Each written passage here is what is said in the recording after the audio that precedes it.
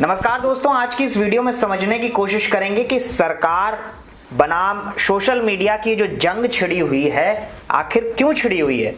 अब बात की शुरुआत होती है 25 फरवरी 2021 से, जब ministry of electronics and information technology जो है वो गाइडलाइंस लेकर आती है, जिनको कहा गया है intermediary guidelines and digital media ethics code rules 2021।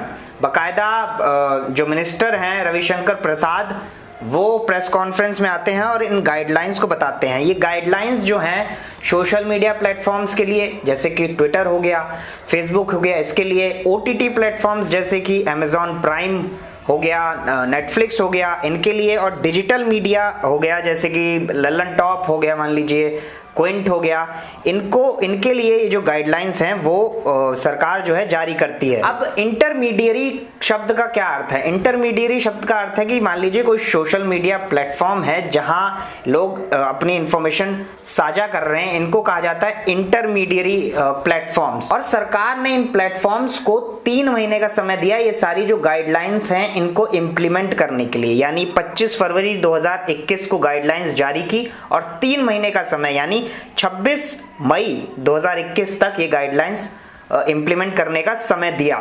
इसलिए ये बात भी घूम रही थी कि क्या ये गाइडलाइंस अगर इशू नहीं होती हैं तो क्या ये सारे प्लेटफॉर्म्स व्हाट्सएप, ट्विटर, फेसबुक क्या बैन हो जाएंगे। हालांकि बैन नहीं हुए और सरकार ने उस समय कहा था कि अगर इन सारी पॉलिसीज, इन सारी गाइडलाइंस को इंप्लीमेंट नहीं किया जाता है तो 79 क्लॉज 1 आईटी एक्ट के तहत जो उनकी इंटरमीडिएरी वाली जो पोजीशन है, जैसे मान लीजिए जो प्लेटफॉर्म्स हैं, जो फेसबुक हो गया, ट्विटर हो गया, इन प्लेटफॉर्म्स के ऊपर कोई इंफॉर्मेशन साझा करता है तो इसके लिए कंपनीज जिम्मेदार नहीं है। अगर कुछ गलत साझा करता है तो इसके लिए कंपनीज जिम्मेदार नहीं है। तो सरकार ने कहा कि अगर आप ये गाइडलाइंस इंप्लीमेंट नहीं करते हैं तो ये जो प्रोटेक्शन आपको 79(1) के तहत मिली हुई है इसको वापस ले लिया जाएगा और फिर आप जिम्मेदार होंगे जो भी आपके प्लेटफॉर्म पर साझा किया जाएगा।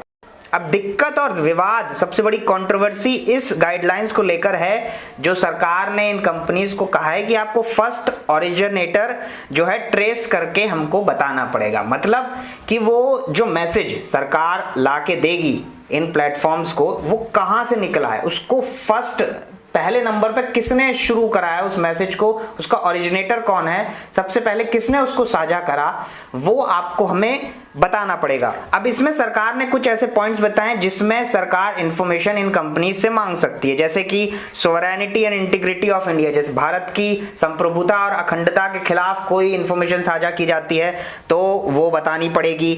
पब्लिक ऑर्डर को कोई इंफॉर्मेशन डिस्टर्ब करती है तो वो बतानी पड़ेगी। रेप और अदर सेक्सुअली एक्सप्लिट मटेरियल को अगर कोई साझा करता है, उस इंफॉर्मेशन को ट्रेस करके बताना पड़ेगा सबसे पहले किसने उसको साझा किया। Friendly relations with foreign countries, मान लीजिए हमारे देश का जिस देश के साथ अच्छे संबंध है उसके खिलाफ कोई जाकर बात करता है तो ऐसी इंफॉर्मेशन, सोशल मीडिया पर जाकर ऐसी बात करता है तो ऐसी इंफॉर्मेशन को ट्रेस करके इन प्लेटफॉर्म्स को सरकार को बताना पड़ेगा कि ये ओरिजिनेट कहां से हो रही है, सबसे पहले कहां से, किसने साझा की, किसने इसको सबसे पहले पोस्ट करा। अब ये सारी जो इंफॉर्मेशन है वो सिग्निफिकेंट सोशल मीडिया इंटरमीडिएरीज को देनी पड़ेंगी। अब ये सिग्निफिकेंट सोशल मीडिया इंटरमीडिएरीज क्या है? ये जो गाइडलाइंस है इसमें सरकार ने 2 तरीके की इंटरमीडिएरीज को डिवाइड करा है, एक सिग्निफिकेंट और एक रेगुलर। सिग्निफिकेंट वो वाली हैं जिसके यूजर जो है 50 लाख से ज्यादा हैं देश भर में, और रेगुलर वो हैं जो 50 लाख से कम है। तो ये जो ट्रेस करके इंफॉर्मेशन देनी है वो सिग्निफिकेंट सोशल मीडिया इंटरमीडिएरीज को देनी है। अब इसमें सबसे बड़ा ऑब्जेक्शन जो उठाया है वो व्हाट्सएप ने उठाया। व्हाट्सएप का ये कहना है कि जो हमारा प्लेटफॉर्म है वो एंड टू एंड इनक्रिप्टेड है। एंड टू एंड इनक्रिप्टेड का क्या मतलब है कि जो इंफॉर्मेशन व्हाट्सएप पर साझा होती है, व्हाट्सएप ने कहा है, वो हमें भी नहीं पता कि वो लोग क्या साझा कर रहे हैं, उसको हम भी नहीं देख सकते। मगर आप जो गाइडलाइंस लेकर आए हैं सरकार, उससे हमको क्या करना पड़ेगा, हर इंफॉर्मेशन को पिन पॉइंट करके, फिंगर पॉइंट करके चेक करना पड़ेगा कि कौन सी जो है वो आप कभी मांग लें, तो हमको हर इंफॉर्मेशन के ऊपर एक निगरानी रखनी पड़ेगी। और व्हाट्सएप का ये भी कहना है कि सरकार तो ये कह रही है कि आप सिर्फ वो वाली इंफॉर्मेशन को ट्रेस करके दीजिए जो क्लॉजेस के खिलाफ है, जैसे संप्रभुता के खिलाफ है, भारत की अखंडता के खिलाफ है। व्हाट्सएप ने कहा है कि अकेले उस पर नहीं करा जा सकता कि सिर्फ एक ही मैसेज को हम उसको ओरिजिनेट करके बता दें। इसके लिए हमको हर इंफॉर्मेशन को फिर चेक करना पड़ेगा, उसके ऊपर नजर रखनी पड़ेगी, जो कि एंड टू एंड इंक्रिप्टेड के भी खिलाफ है और राइट टू प्रिवेसी के भी खिलाफ है। इसी के चलते WhatsApp Delhi high court move कर गई है इन गाइडलाइंस को कंप्लायंस करने के आखिरी दिन यानी 26 मई को। अब एक और कारण जिसकी वजह से इन गाइडलाइंस का विरोध हो रहा है वो है justice Puttaswamy versus union of India का एक केस, जहां जस्टिस पुट्टास्वामी जो कि हाई कोर्ट के एक जज हैं, वो रिट पिटीशन फाइल करते हैं इस आधार पे कि जो आधार कार्ड है उसमें जो बायोमेट्रिक ली जा रही है वो राइट टू प्रिवेसी का वायलेशन करती है।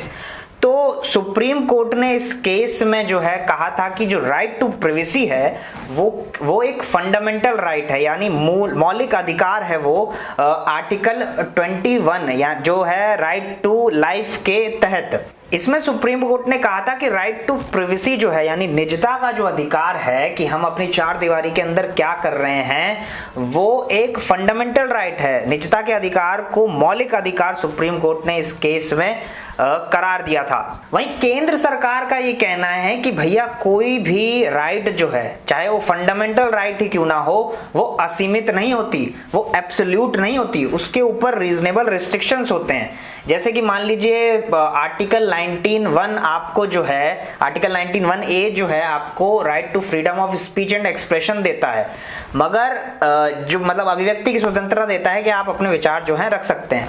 वहीं आर्टिकल 19 क्लॉज 2 से लेकर क्लॉज 6 जो है इसके ऊपर रीजनेबल रिस्ट्रिक्शंस लगाता है। जैसे आप भारत की अखंडता और संप्रभुता के खिलाफ नहीं बोल सकते, आप कंटेम्प्ट ऑफ कोर्ट नहीं कर सकते। तो इस तरीके की जो रिस्ट्रिक्शंस हैं वो फंडामेंटल राइट में भी हैं, ये केंद्र सरकार का कहना है। फेसबुक का ये कहना है कि हमें थोड़ा और समय दिया जाए इन गाइडलाइंस को इंप्लीमेंट करने के लिए। हालांकि फेसबुक जो है वो अभी तक राजी होता हुआ दिखता है सरकार की जो ये पॉलिसीज हैं उससे, और उसका कहना है कि हम थोड़ा नेगोशिएशन चाहते हैं सरकार के साथ और उसके बाद हम इंप्लीमेंट कर लेंगे। वहीं ट्विटर ने एक बयान जारी करा है कि हम जो है चिंतित हैं, जैसे कि हमारे इंडिया के ऑफिस में दिल्ली पुलिस ने जो छापे मारे हैं उसको लेकर। आपको याद होगा संबित पात्रा का जो एक ट्वीट है उसको मैनिपुलेटेड मीडिया ट्विटर ने करार दिया था, उसके बाद छापे वापे जो हैं पड़े थे ट्विटर के ऑफिस में। तो ये पूरा मामला अभी दिल्ली हाई कोर्ट में पेंडिंग है, देखते हैं क्या नतीजा आता है, क्या ये राइट टू प्रिवेसी के खिलाफ है या नहीं, या इन सारी सोशल मीडिया जो कंपनीज हैं इनको सरकार के ये जो गाइडलाइंस हैं इनको इम्प्लीमेंट करना ही होगा। चलिए नमस्कार।